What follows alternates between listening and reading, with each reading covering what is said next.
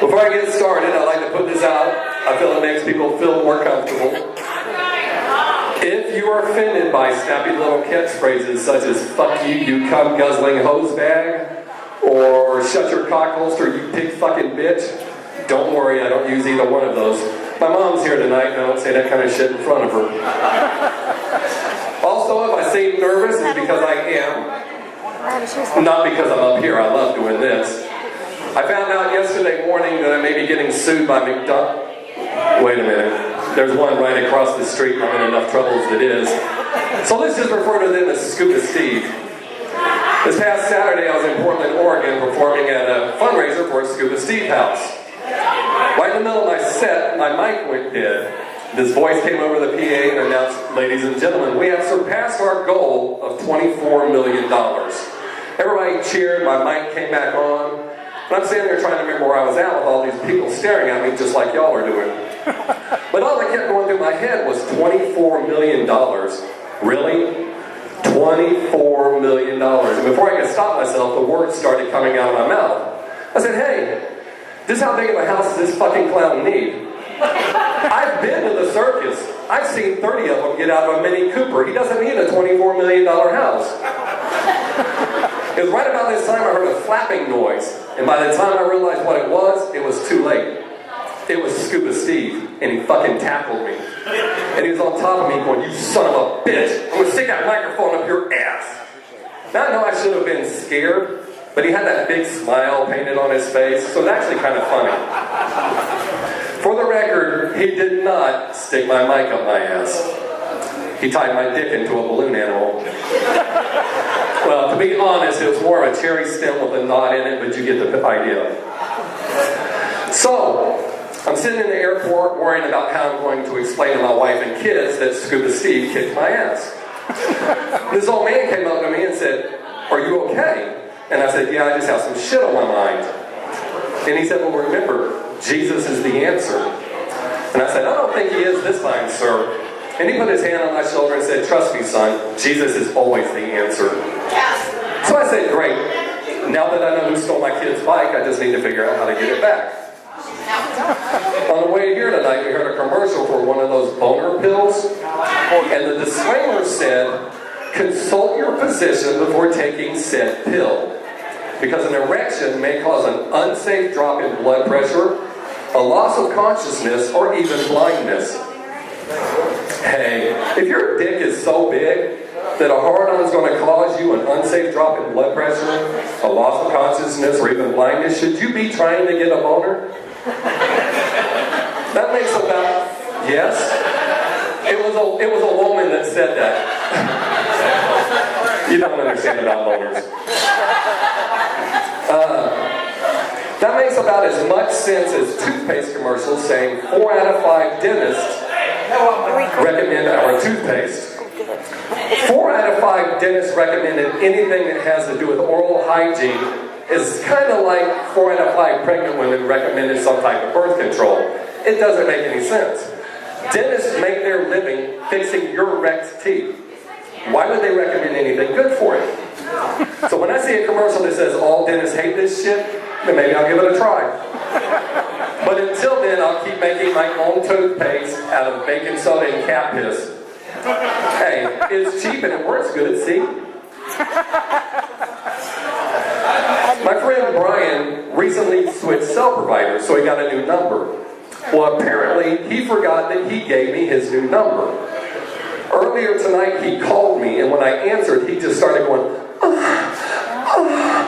Bob, Bob." So I said, "Mom!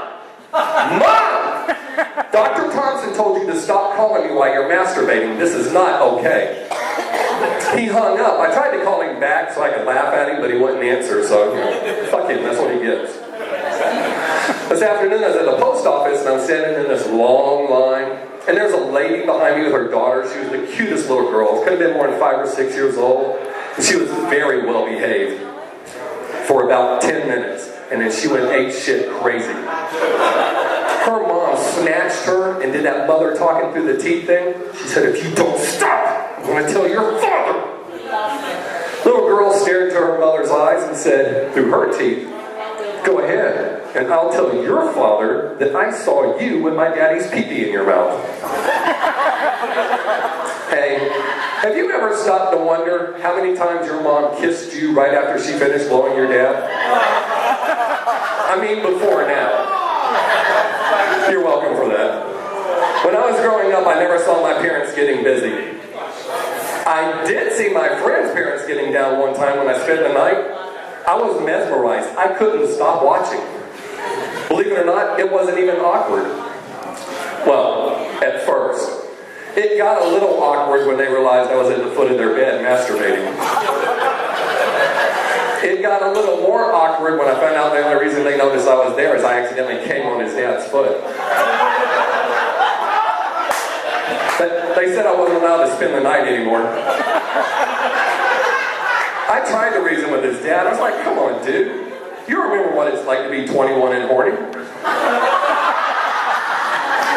Hey, why do celebrities keep giving their kids all these dumbass names?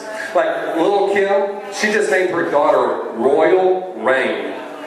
You know nobody's going to call her that when her mama's not around.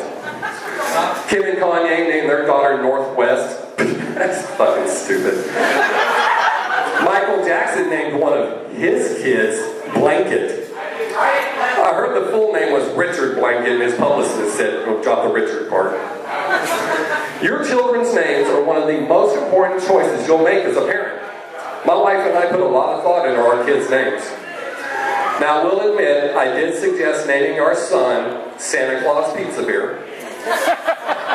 Hey, that's 3 things that everybody loves, and I thought it'd make him more popular. If you're one of those people that has a fucked up name, I don't care how many generations it's been passed down for, change it. Break the chain. I did. I wasn't born Bobb Sixx. I got the same name as every firstborn male on my dad's side. Y'all seem pretty cool, and I'm sure some of you ain't even paying attention, so I'm going to put all these years of therapy to test and tell you my birth name. I haven't said this name out loud in public in a long time. I was born Dieter Sockvanhund, which loosely translates into English as James Dog Dick. Hey, there are worse things than growing up with that name, like growing up with that name and being uncircumcised, so literally having a dog dick. There are even worse things than that, like some asshole at school finding out both of those things and telling the whole goddamn school! Okay, so when I turned 18, I changed my name to Bobb Sixx. And before anybody asks, Sixx has nothing to do with the length of my dick. I'm sure if I pulled on it hard enough, I could stretch it out to 6 inches. But by then, it's just going to look like a well-used number 2 pencil, and that's just not going to do anybody any good. I know that because my wife told me. Is she right, ladies? Yeah. Now you guys know the women that have tried masturbating with a number 2 pencil. So, I can't believe you fell for that. So, several years ago, I decided to complete my transition and get circumcised. Can you believe it cost $2,800 for an adult circumcision? That's no bullshit. But, being a cheap bastard and a do-it-yourself kind of guy, I decided it'd be cheaper to buy an 8-ball of cocaine, a ball of Jack Daniels, a paper cutter, a large spring, and 2 screws. Sort of a do-it-yourself circumcision kit, if you will. So I did most of the 8-ball, drank about half the bottle, decided I was ready. Put the paper cutter on the table, attached the spring to the table with the paper cutter, lifted the handle, stretched my foreskin through, counted to 3, and let it go. As some of you just did, I winced too. So I cut most of it off, but it left this little flap of skin on the bottom. Kind of looks like a cape. So now I call my dick Underdog. I come from a different generation than most of you. I'm not into shaving all my pubes off. But tonight, after 20-something years of being together, my wife decided tonight would be the best time to tell me she hates my pube dreadlocks. So I guess I'm going to have to get into a little manscaping. I think what I'm going to do is like shaving it like a little landing strip. That way when I get a boner, it looks like Underdog's casting a shadow.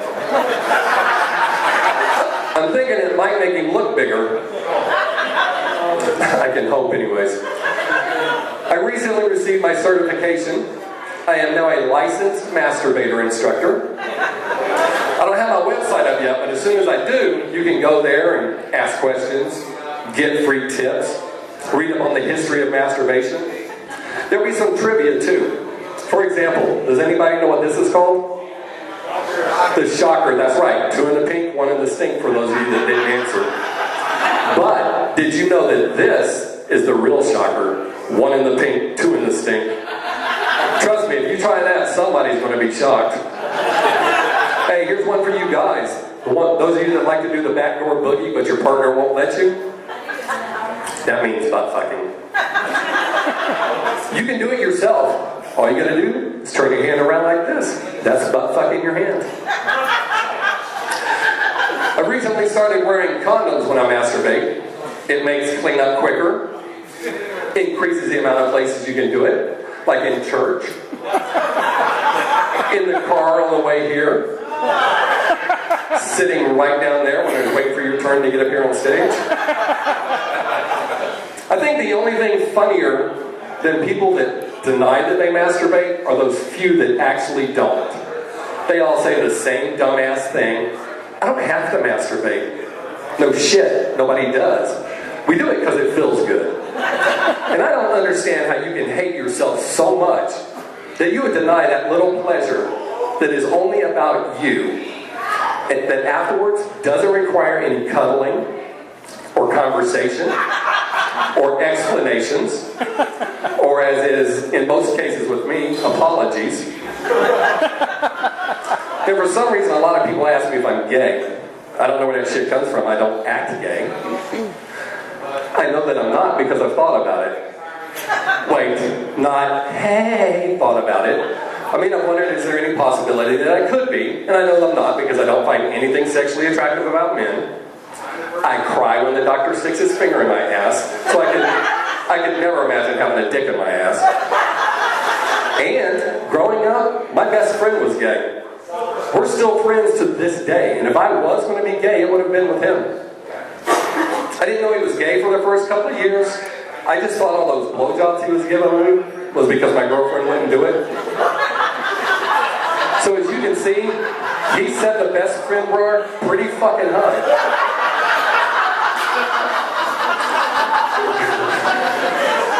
The way I found out he was gay was one time after he finished blowing me, he said he wanted to cuddle. I said, I don't want to cuddle, dude, that shit's gay. He said, I know, I'm gay. So obviously, since I didn't want to cuddle, I can't be gay.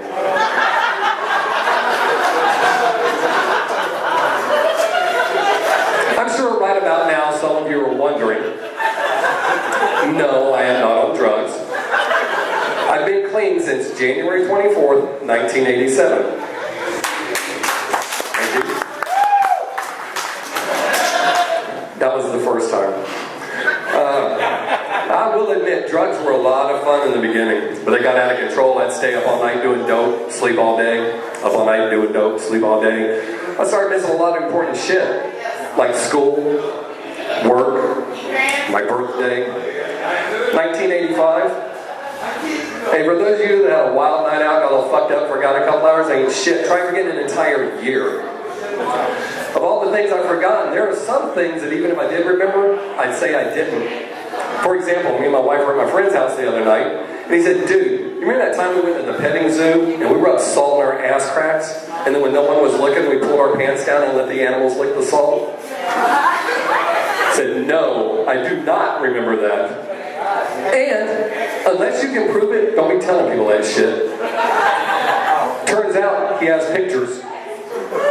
Oddly enough, I looked like I was having a damn good time. Hey, those of you that are drinking tonight, please be careful. If you have too much to drink, get a ride. Ladies, be extra careful when you're getting a ride. There are guys out there that take advantage of drunk women. They feel you owe them something for the ride. I'm not one of those guys. I give drunk women a ride all the time and expect nothing in return. However, as a father, I do feel that the ride should be educational and there should be a lesson involved. So I always take the longest, loneliest, darkest, most out of the way route. And then I casually look over and say, you know I'm gonna fucking kill you, right? Sobers will ride up, most of them jump out. Pray for me a chance to slow down. Have you ever woke up all hungover? Can't remember what it was about the night before. One eyebrow missing. Big dick drawn on your face. Really? Just me? The weird thing about that is, I was drinking at home, alone. And there are worse things than waking up with a big dick drawn on your face. Oh yeah. Like waking up next to someone, you can't remember their name, or how you met, or why they're dead. Hey, speaking of too much and dead, does anybody else wonder if Michael Jackson looks like he did in the Thriller video? Come on, people, they're just jokes. Shit. He's been gone for 5 years. Some of you acting like you just had a sleepover at Neverland Ranch. We all know that shit didn't happen because all of you were past the cutoff age. I don't ever have to worry about looking like an extra from Thriller because when I die, my wife's going to have me cremated. I think it's mostly to make sure I'm not playing a joke on her. But she's going to put some of my ashes into an Etch-a-Sketch.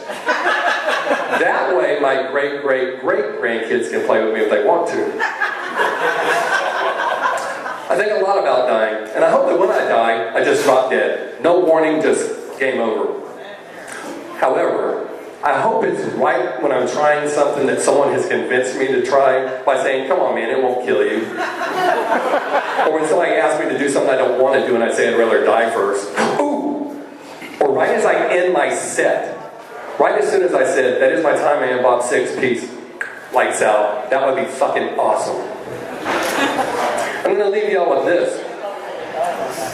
I've been traveling around the country for the past year asking people to please stop telling children to stop, drop, and roll if they catch on fire. That was okay back in the 1800s when we all had dirt floors, but now we all have carpeting and nice wood flooring. Why should my house get burned down because your fucking dumbass kid caught on fire? However, stop, drop, and roll has served us well, so we shouldn't just abandon it. Let's repurpose it. So the next time you're in a boring conversation or an awkward situation or shit, or you're performing in a comedy show and you forget your closer,